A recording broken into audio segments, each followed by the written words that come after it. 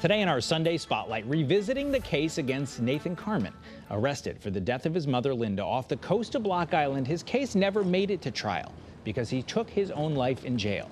Casey Sherman is the author of a new book, Blood in the Water, the untold story of a family tragedy. He says he learned some interesting things while doing research for the book, and Casey Sherman joins me this morning by Zoom. Casey, thank you so much for being with me. I told you I got the book just yesterday, and knowing this story, as many of our viewers do, having followed it, it was a page turner. I got through all 200 and some pages in 24 hours. What captivated you about this story? Well, I mean, it's one of the most bizarre true crime stories, I think, in, the 21st century in America. You've got a potential murder that takes place on the ocean, a murder that takes place on land. I've been following this case since 2016 when Nathan took his mother, Linda, out on that deep sea fishing trip and she never made it back. So I was looking for the right opportunity to dive in, and I did so when Nathan was finally indicted for that murder. And unfortunately, he passed away before his trial was supposed to take place. So then, Eric, I really had to gumshoe this case. And I reached out to, well over 30 witnesses.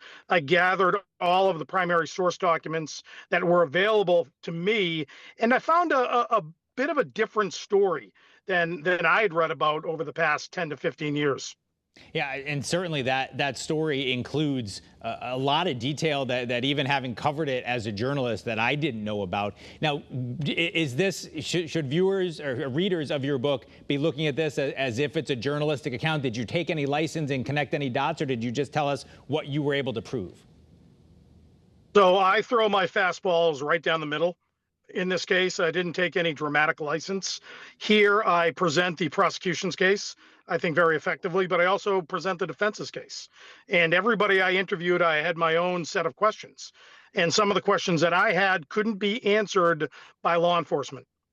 And we're looking at some video as we're talking now, Casey, showing Nathan Carman showing up at court, walking into the courtroom alongside his lawyers.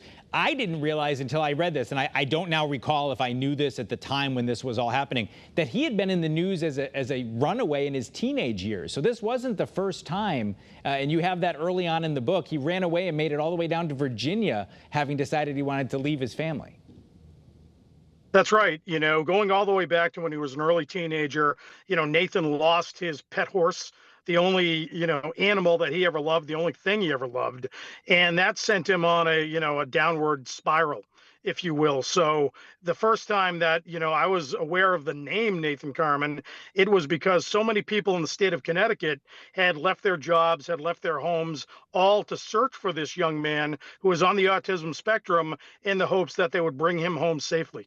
Well, and then what adds to that, you talk about losing the horse and the effect that had, and the autism diagnosis, and many people said he didn't have a lot of close friends. His mother may have been his best friend, or perhaps his grandfather. But the family situation, and you get into it in a lot of detail here, it was really tough. I mean, the grandfather was a multimillionaire. Some of the aunts had some, through their spouses and other ways, had some big business ties. But then also, this was an explosive family. I mean, you tell stories of family meetings that ended up in punches. And, the grandfather, the grandmother died. The grandfather apparently asked the housekeeper to maybe marry him for a monthly stipend. I mean, this is a sordid tale. It is. To me, it's a Shakespearean tragedy. And I look at John Chaklos, the multimillionaire grandfather, almost like I look at King Lear, where he pitted all of his daughters against each other. They were always vying for his affection, his attention, his love, and ultimately his money as well. Now, as I read the book, and I'm going to ask you a little bit for your take, and you get into it at the very end, but I looked at it, and other than doing this show, I'm a lawyer. I practice law. I don't do criminal law, but I kind of read it through a lawyer's eyes. And I thought that the claim he made with the insurance company for the $85,000 for the value of the chickenpox, the boat that sank, that he says took his mother down with it, that was his big mistake in this whole thing. If he really did do it, bringing that attention, because it was the civil lawyer in that case who really caused a lot of the problems for him. Do you agree? Oh, I do agree. And to me, it makes no sense if Nathan had committed the perfect crime, meaning murdering his mother at sea, would you file a claim against your insurance company, knowing that it would expose you to further scrutiny by outside investigators? Doesn't make a lot of sense to me. And, I interviewed the FBI, I interviewed the Coast Guard investigators, and I would go down their theories that Nathan was truly guilty of murdering his mother at sea. And I said, okay, I'm going to follow you there. Say he did that. How does he plan his getaway? Is he monitoring the shipping lanes of the North Atlantic? Because he was found 115 miles south of Martha's Vineyard by the crew of a Chinese cargo ship that just happened to be passing at the right period of time. So, the fact that the crew even saw him out in those choppy waters of the North Atlantic is a bit of a miracle. So I don't think, again, I know Nathan was incredibly negligent with regard to the repairs that he made on the chickenpox. I'm not sure he was criminally negligent. Yeah, and then you talk about the very beginning of the book talks about his rescue by that freighter.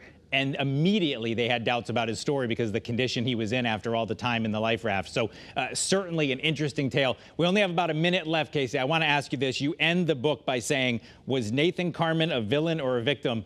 In a minute, what do you think? It depends on the day. So some days I wake up and I think he was a criminal mastermind. Other days I wake up, I've covered 200 homicides in my career, and I know how difficult it is to pull off one perfect crime. Two is a bit impossible. So it may be giving Nathan Carman a little bit more credit than he deserves. So I think if I was a juror on that case, I would have to vote to acquit. All right. Well, it was a super interesting read. And if you wonder about the research you did, there's a picture from Nathan's funeral, and the photo credit is you. So that is how connected to this case you were early on. So thank you so much, Casey, for being with us. The book is available now. It's called Blood in the Water, The Untold Story of a Family Tragedy. You can buy it and learn a lot about this story that you might not have known before. Casey Sherman, thank you so much for being with us here on CT25. That is CT25 for this week. CBS Sunday Morning, of course, is coming up next. Have a great rest of your weekend. We will, of course, meet you back here in Studio A next Sunday morning.